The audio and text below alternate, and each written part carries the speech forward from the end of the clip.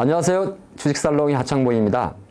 오늘 우리가 함께 다룰 내용은 지금 24년도 증시에서 가장 뜨거운 화두가 될 수 있는 바로 이 부분이 될 것 같습니다. 금융투자 종합소득세, 일명 금투세. 이 이야기를 한번 해보도록 하겠습니다. 우리나라에는 포괄과세주의란 말이 있습니다. 소득이 있는 곳에는 세금이 따른다는 말이죠. 주식투자가들은 주식 투자를 하면서 수익이 났을 경우에는 대주주 양도세라는 그런 일정이 아니라면 세금은 내지 않고 있었습니다. 하지만 항상 매년 연말이 되게 되면 대주주 양도세 이슈 때문에 한국 증시가 글로벌 증시 대비해서 12월 달이나 이런 경우에는 상당히 약한 경향이 좀 많았죠. 과연 25년도에 도입될 검투세는 12월 달처럼 대주주 양도세처럼 특정한 월에만 영향을 미칠지, 아니면은 현재 활발한 정치 속에서 코리아 디스카운트를 해결하려고 정부에서 추진하고 있는 밸류 프로그램이라든지 코리아 디스카운트의 해소 방안이 해결되지 않은 채 계속적으로 한국 증시의 상대적 디커플링을 이어갈지 상당히 많은 논란이 나오고 있습니다. 오늘은 그 부분을 기성증결 보도록 하겠습니다. 자, 금투세 뭘까요?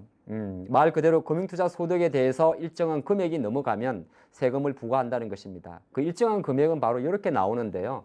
우리가 주식 매매 차익, 양도 차익에 대해서 5천만 원이 공제 금액의 기준이 됩니다. 그러니까 5천만 원이 넘어가게 되면 최소 22%, 최대 27.5%의 세율을 부과하게 되는데, 여기 22%에는 본세 20%에 해당하는 지방세 10%가 포함되어 있죠. 간단히 말해서 5천만 원 초과 소득에 대해서 22%, 만약에 그 초과 소득 금액이 3억 원을 넘는다면 최대 27.5%의 금융투자 소득세를 내야 되는 거죠. 쉽게 말해서 한번 예를 들어 볼까요?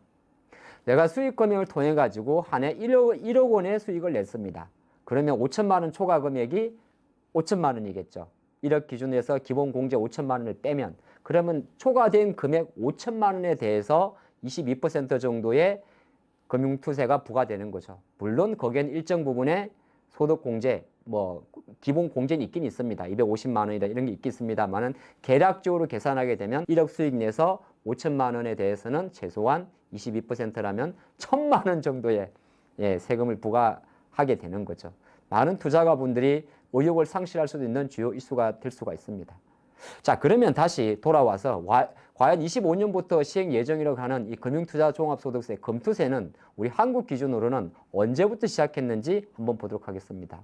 시간을 걸러 2020년 우리나라는 소득세법 시행령을 개정을 하면서 23년도부터 금투세를 도입하기로 발표를 했습니다. 그리고 그해 12월 달 실제적으로 국회를 통과해서 진행되는 과정이었는데, 아무래도 여론도 있고 좀 반대도 있는 상태다 보니까 이듬해 22년도 12월 달에 다시 한번 금융투자 종합소득세, 금투세 도입 시기를 2년 정도 유예를 하자.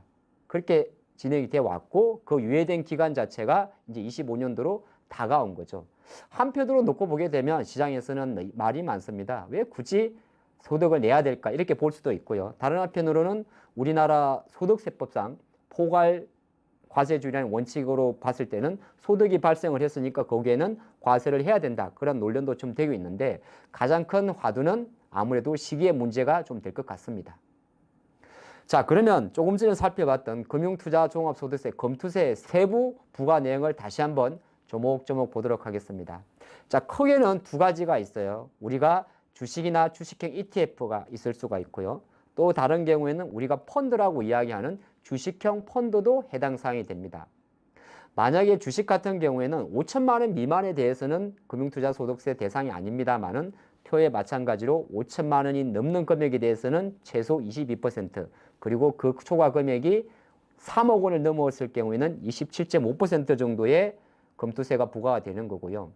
펀드 같은 경우는 어떤 경우냐 하면, 우리가 펀드를 매달 적립을 하고 있지 않습니까? 주식형 펀드를 말하는 건데, 결산 시점이 있고 환매 시점이 있습니다. 결산 시점이란 건 뭐냐 하면 보통 연말 기준으로 가만히 들고 가는 걸 말하는 거죠. 그때는 금융투자세가 부과되질 않습니다. 통상의 배당소득세가 부과되는 거고요. 근데 환매란 단어가 주식으로 생각을 하면 주식을 처분한다, 양도한다, 매도한다와 같은 말이거든요. 내가 펀드를 깬다고 이야기를 하죠. 그 같은 경우는 동일한 기준으로 말씀드린 바와 마찬가지로 공모형 펀드 같은 경우는 5천만 원 기본 공제, 사모형 같은 경우는 약간 더 타이트하게 공제금이 낮습니다. 그런 관점에 놓고 본다면 앞으로 우리 투자가분들이 5천만 원을 이상의 수익을 냈을 경우에 내야 되는 세금에 대한 부담액은 만약에 금투세가 현재 진행대로 시행이 되게 된다면 아무래도 심리적으로는 부담이 갈 수밖에 없는데 그 내용 자체는 아직까지 갑론을박이 상당히 많습니다. 자, 그러면 돌고 돌아서 전 세계 기준으로 지금 금투세를 도입한 나라는 어디가 있을까요? 도입 국가는 가까운 일본, 미국, 독일, 영국 등입니다. 얼핏 들어보면 금융 선진국이죠. 도입을 하지 않은 국가 또는 도입을 했다가 폐지한 국가는 대만, 중국, 홍콩, 싱가포르 등입니다. 가만히 생각해 보게 되면 한국 같은 경우는 과연 지금이 금융 선진국인가 아니면 아직 MSCI 선진국 지수에 편입되지 못한 것처럼 이머징 국가의 대장인가를 생각하게 되면 가장 첫 번째 하두는 바로 도입 시기에 대한 문제입니다. 가까운 나라 일본이 도입을 했다고 하지만은 일본 같은 경우도 과거의 사례를 살펴보면 상당히 많은 시행착오가 있었는데 그러면 지금부터 두 가지 사례를 한번 보도록 하겠습니다. 도입을 했다가 폐지한 나라 바로 대만인데요.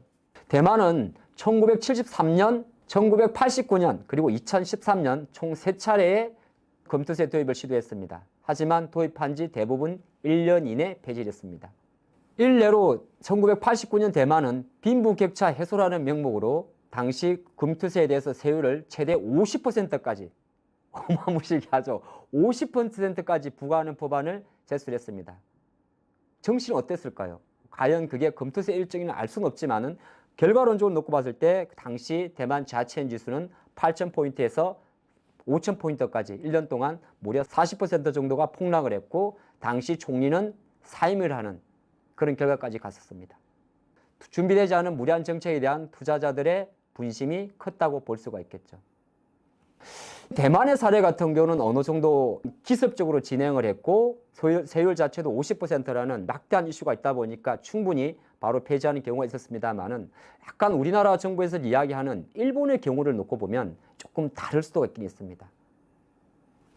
일본은 현재 단일 세율 20.315%의 금융투자소득세를 부과를 하고 있습니다. 근데 그 역사를 살펴보면 일본은 생각보다 상당 기간 많은 준비를 했습니다.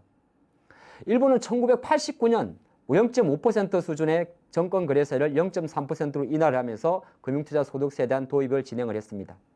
그리고 10년이란 기간 동안 점진적으로 정권거래세를 낮추면서 실제적으로 1989년에 금투세 도입이 됐습니다만 시행된 시기 자체는 1999년이었습니다.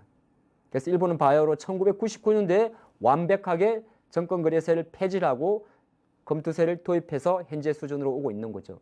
그런데 아이러니하게도 일본 또한 10년이란 긴 시간 동안 정권거래세를 폐지를 하고 금투세를 도입을 했지만은 일본의 그 10년을 정시를 좀 분석을 해보면 글로벌 정시가 대부분이 그랬습니다만 1972년 오일 쇼크 이후에 다시 한번 대공황 이후에 다시 호황기가 있었는데 일본 니케이 지수 같은 경우도 금투세가 도입되기 전 1989년도 이전까지는 일본 니케이 증시는 무려 10,000포인트에서 30,000포인트까지 300% 이상 급등하게 됩니다.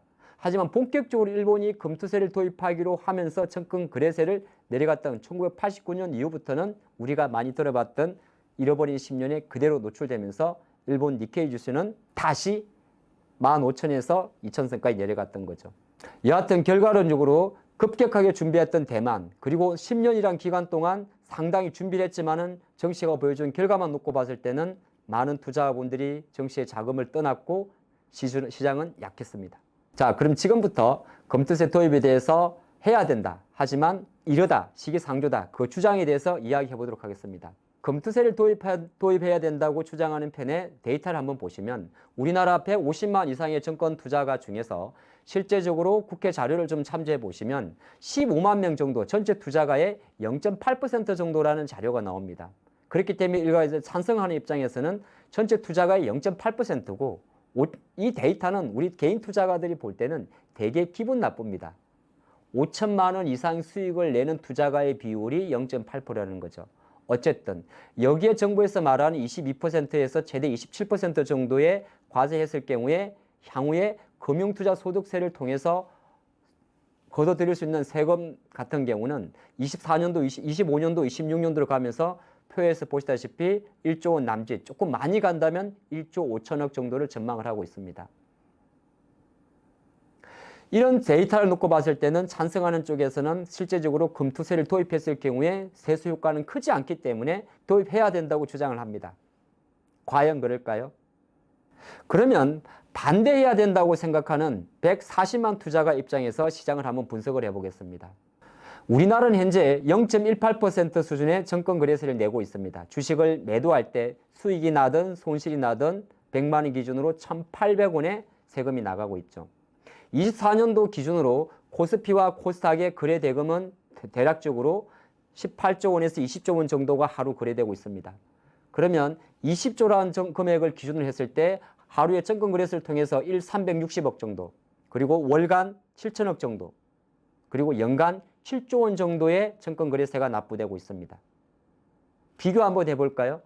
정권거래세를 통해서 대략 7조 원 정도에 발생하고 있고, 만약에 금융투자소득세를 도입했을 경우에 1조 5천억 정도의 세금이 다시 부과되고 있습니다.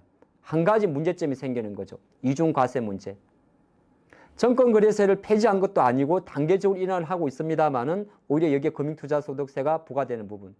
물론 여기에서 한 가지 의문점은 제기합니다. 정권거래세 또한 단계적으로 낮추겠다. 과연 그럴까요? 지금 보시면 이 표는 우리나라 정권거래세의 플로를 보여주고 있습니다.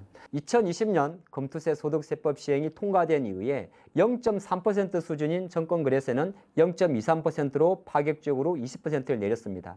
그리고 단계적으로 현재 2024년 기준으로 0.18%, 이 플로라면 25년 같은 경우는 0.15%. 아직까지 높은 거죠.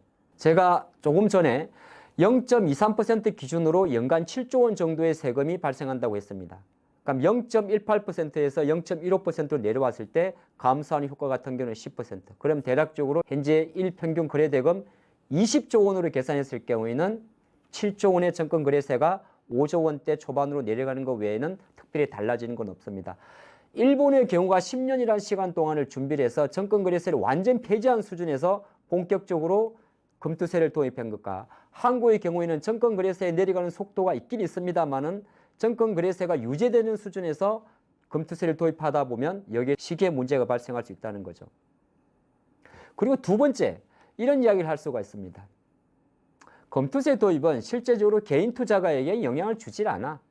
데이터를 놓고 보면 100명 중에 1명 정도만 5천만 원 이상의 수익을 낸다. 과연 그럴까요? 금투세 도입은 일단 개인 투자가들 하여금 국내 증시의 유입 요건을 제한하는 효과가 있습니다. 코스피와 코스닥을 나눠서 하루에 거래되는 개인과 외국인과 기관의 매매 빈도 분석을 한번 표를 통해서 보도록 하겠습니다. 코스피 같은 경우는 개인 투자가의 매매 비중이 53%, 외국인 투자가의 비중이 27.3%, 기관 투자가의 비중이 18.5%입니다. 여전히 개인 투자가분이 50%가 되는 거죠. 코스닥으로 넘어가면 압도적입니다. 코스닥 시장에 참여하는 주체별 포지션을 놓고 보게 되면 개인 투자가가 78%, 외국인 투자가가 15%, 기관 투자가는 5%입니다. 하루 20조 원의 거래가 될 때 코스피 시장에서의 절반, 코스닥 시장의 80% 정도가 개인 투자가들이 매매를 하고 있습니다. 이 데이터를 통해서 우리가 볼 수 있는 건 뭐냐 하면은 개인 투자가 입장에서 이렇게 매매 비중이 코스피의 50, 코스닥의 80인데 내가 수익을 내서 5천만 원 이상의 수익금에 대해서 세금을 낸다고 했을 경우에는 개인 투자가의 매매 비중은 떨어질 수밖에 없고, 조금 전에 정권거래세 0.18%를 통해서 분석했던 연간 7조 원대의 세수는 거래대금 감소로 이어질 수 있습니다. 실내로 개인 대주주 양도세가 부과되는 12월 달, 확정되는 12월 달이나 정시가 침체기에 들어갈 때 한국의 거래대금 같은 경우는 급격하게 10조 원대 초반까지 떨어지게 됩니다. 이 이야기는 결과적으로 개인 투자가들의 정심 유입에 대한 효과가 떨어질수록 거래대금 감소와 정권거래세 감소까지 같이 연결되는 구조입니다. 그리고 두 번째로 한번 분석을 해보면 주식형 ETF 또는 주식형 펀드에도 금융투자소득세가 환매 시 부과된다고 말씀을 드렸는데 24년도 기준으로 주식형 수익증권은 110조 원 정도, 혼합형이 26조 원, 채권형은 147조 원입니다. 쉽게 말해서 주식형 펀드 시장까지 위축시킬 수가 있는 요인이 되는 거죠. 자, 지금까지 들어보면 실제적으로 빈대를 잡기 위해서 집을 태운다는 논리가 되는 건데, 다른 한편으로는 이렇게 볼 수도 있습니다. 과연 이게 우리 주식 투자가에게만 불리한 걸까요? 그렇지가 않을 수 있습니다. 기업은 두 가지 방식으로 자금을 조달합니다. 첫 번째는 IPO, 상장이라고 이야기를 하죠. 기업이 상장을 하는 이유는 실제적으로 자금을 조달해서 향후에 공장을 짓는다든지 시설 투자를 하기 위해서 자금을 모집하는 것입니다. 그걸 발행시장이라고 이야기를 하죠. 그리고 유통시장이라는 게 있습니다. 주가가 움직이면서 회사가 추가적으로 사업을 하기 위해서 유상증자라는 걸 단행을 하죠. 그런데 말입니다. 실제적으로 개인 투자가의 비중이 내려가게 되고 거래 대금과 매매 대금이 감소한다면 시장 같은 경우는 2,500개의 기업 중에서 우량 기업 같은 경우는 어느 정도 거래 대금이나 개인 투자가의 참여를 유도할 수 있습니다만은 정시 유동성이 낮다든지 기업의 재무 상태가 불안한 기업 같은 경우는 오히려 조금씩 퇴출의 길을 갈 수밖에 없습니다. 시장에서 말하는 금투세의 조기 도입에 대한 노이즈를 걱정하는 투자가들은 바로 이런 걸 염려하는 거죠.